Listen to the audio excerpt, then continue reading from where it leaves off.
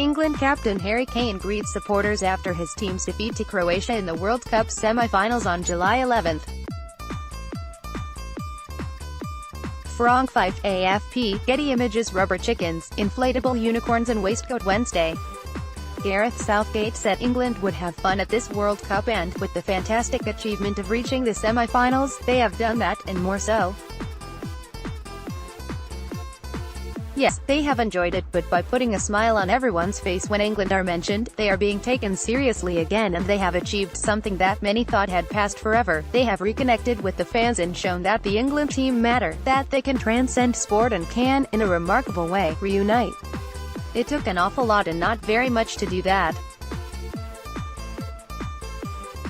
Significant credit needs to go to Dan Ashworth, the Football Association's technical director, who laid out the DNA plan, and gained the financial backing to implement it out of St. George's Park, and to Chief Executive Martin Glenn, who had the management news to address the brittleness that was killing England. But, above all, this is Gareth Southgate's World Cup. A World Cup in which demons were exorcised and, as he put it, barriers overcome, and none more so than England triumphing in the last 16 against Colombia and on penalties when all that meticulous training ground preparation was demonstrated. This is, quite possibly, the best coached England team to be at a World Cup. Maybe that is partly a product of their youth and inexperience and an understanding that the players had no right but to buy into it and get on with it, which is what they did. And so they return with their reputations enhanced and a realization they might just be better than people thought. England captain Harry Kane greets supporters after his team's defeat to Croatia in the World Cup semi-finals on July 11. Franck Fife, AFP, Getty Images. Nobody, but nobody, truly believed England would be in Russia this long. The last 8 was the optimistic call, the FA was desperate to win a knockout tie, and the last 16 would be acceptable. There were plenty who were not even predicting that. Yet they ended a win away from the final. In fact, in a bucket list of World Cup wishes, England ticked off at least 5, get out of the group, get through a knockout tie and win a penalty shootout, and also, in terms of the bigger picture, win back the supporters and play progressive, positive football that points to a brighter future. England have turned a corner. England have reinvigorated themselves, although when they touch down at Birmingham Airport, after Saturday's third-place playoff against Belgium, there will also be that nagging sensation that this is a massive missed opportunity, that this was the unexpected chance of a lifetime. Making your own history has been one of Southgate's phrases. There were others, such as, set no limits, and he, even more than the players, leaves this World Cup with his reputation enhanced. Rarely have England been managed by someone with such a clear idea of what he wants his team to look like both on and off the field. Southgate is a genuinely holistic manager and one who has shown that leading an international team is different from club management. Last week Southgate even referred to the squad as family, and the 47-year-old has an empathy that has been latched onto, of course, in this social media age with memes and gifs and hashtags and articles about how good it is to have a good guy in charge, although Southgate has understandably been uncomfortable about this, given it blurs boundaries. He does not crave the attention and was genuinely bemused by the fuss made of him wearing a waistcoat.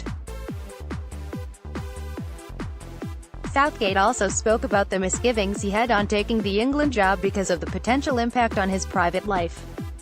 But he is the England manager. And with this campaign alone he has proved he is the right man for the job for years to come. It has been said before, but this World Cup has to provide a foundation for future campaigns. There will, as with previous tournaments, be a detailed debrief led by Ashworth, and this time involving Dave Redden, the head of team strategy and performance, who have both been in Russia for the duration. England manager Gareth Southgate consoles wing-back Ashley Young after the team's elimination from the World Cup on July 11. Franck Fife, AFP, Getty Images. There is certainly a more joined-up approach in every aspect of the England team, from squad selection to tactics, from preparation to relations with the media and fans to the far more mature attitude. England have rebooted themselves.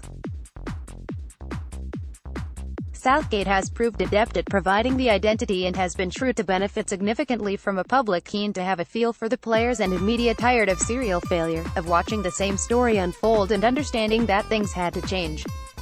Southgate is a manager with emotional intelligence, as has been seen in his actions and words, from the nonsense over Raheem Sterling's gun tattoo to the declaration that some things are more important than football when he allowed Fabian Delph to return home for his daughter's birth, to having the maturity to correct himself and end up potentially damaging them and us row over whether team information had been leaked after a sheet was photographed at training. Southgate and the FA have created an environment which is, unashamedly, like a glorified school trip, with the young squad constantly being provided with entertainment in a controlled atmosphere aided by the shrewd work of team psychologist Dr. Pippa Grange. It has been remarkable how relaxed everyone inside the England camp has been, shown, for example, with the inflatable unicorns raced in the hotel swimming pool during recovery sessions or warming up before training by playing a game of catch with the rubber chicken. Southgate has remained bold. He put pressure on himself by resting 9 players against Belgium and had to beat Colombia, which he did. It bodes well for England's future, even if it is tinged with disappointment that they came so close to glory but could not quite get there. The fear is there might not be another opportunity like this again for years, but England have to make sure this is a new start.